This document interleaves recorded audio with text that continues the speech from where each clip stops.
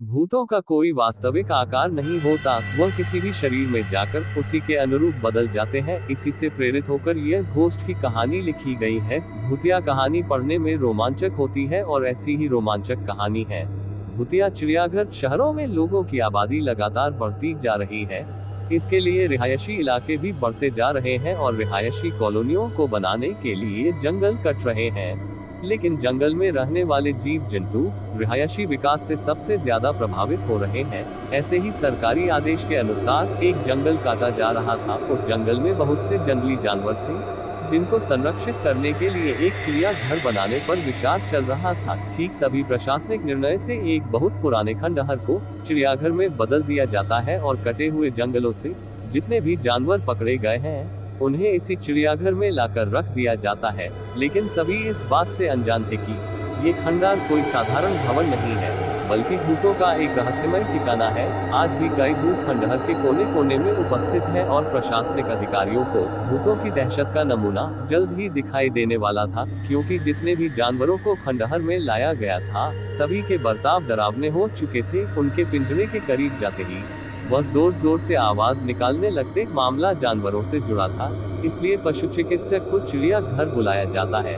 लेकिन पशु चिकित्सक को भी कुछ खास जानकारी नहीं मिलती। सभी जानवरों के खून की जांच करने के बाद भी उनके शरीर में किसी तरह का कोई इन्फेक्शन नहीं पाया जाता।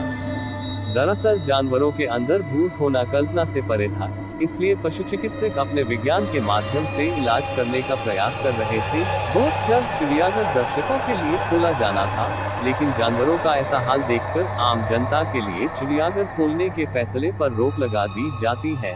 शासन की मुश्किलें बढ़ती जा रही थी और जानवरों की हालत बद से बदतर होती जा रही थी। उन्हें एहसास होने लगा था कि जानवरों के जंगल को काटकर शायद हमने बहुत बड़ी गलती की है। चिड़ियाघर के अंदर भालू, हाथी, शेर, सांप और कई तरह के पक्षी रह रहे थे। एक रात सभी जानवर भूतिया प्रभाव से उग्र हो जाते हैं और खंडहर की दीवारों को धक्का मार मार के गिरा देते हैं। दीवार गिरते ही सभी जानवर रिहायशी क्षेत्रों की तरफ दौड़ पड़ते हैं। भूतिया चिड़ियाघर खाली हो चुका था और सड़कों में जानवर मौत का तांडव मचा रहे थे। रास्ते से निकलने वाली गाड़ियों को हाथी अपने हमले से क्षतिग्रस्त कर रहे थे और शेर, चीते इंसानों को कई टुकड़ों में काट रहे थे। शहर की सड़कों पर खून की नदियां बहने लगी और प्रशासन हाथ में हाथ धरे बैठा था। किसी को कुछ समझ में नहीं आ रहा था कि इतने सारे जानवरों को कैसे काबू में किया जाए। सारे शहर में कर्फ्यू लगा दिया गया था। सभी को लग रहा था कि जंगली जानवर अचानक जंगलों के कटने से पागल हो चुके हैं, इसलिए इतना नरसंहार कर रहे हैं। किसी भी कानून में इंसानों की जान को प्राथमिकता दी जाती है, इसलिए जंगली जानवरों को मारने के आदेश जारी कर दिए जाते हैं और आदमखोर जानवरों को हेलीकॉप्टर की मदद से ट्रैक किया जाने लगता है। शहर के चारों तरफ मौत मंडरा रही थी। जानवर अब कॉलोनियों में घुसकर लोगों के घर तोड़ने लगे। जानवरों की दहशत से कोई पहाड़ में भाग रहा था तो कोई पेड़ में चढ़ रहा था। सब कहीं न कहीं अपनी जान बचाने में लगे हुए थे। सारे शहर में आर्मी तैनात कर दी जाती है और आर्मी टैंक रोड पर जानवरों को ढूंढ ढूंढ कर मार रहे होते हैं।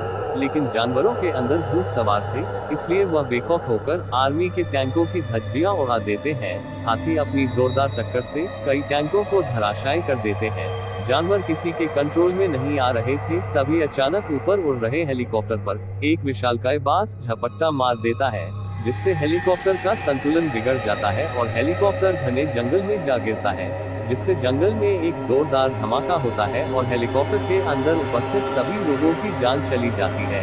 भूतिया जानवरों ने आतंक मचा दिया था, लेकिन इसके लिए जिम्मेदार हम लोग थे, जिन्होंने उनके जंगलों को अपने फायदे के लिए कटने दिया और जंगली जानवरों को मजबूरी में उस भूतिया चिड़ियाघर में आकर रहना पड़ा। आर्मी की गोली से अचानक एक शेर मर जाता है, जिसे उठाकर अनुसंधान केंद्र लाया जाता है ताकि उसकी जांच से पता लगाया जा सके है कि सभी जानवर किस वजह से ऐसा बर्ताव कर रहे हैं। सभी परीक्षणों की रिपोर्ट आने के बाद वैज्ञानिकों को पता चलता है कि जानवरों के मानसिक हार्मोनल परिवर्तन हुए हैं और यह बदलाव कुछ समय पहले ही हुए हैं। लेकिन ऐसा क्यों हुआ और जानवर ऐसा किस वजह से कर रहे थे, इसका पता खंडहर के अंदर ही चल सकता था।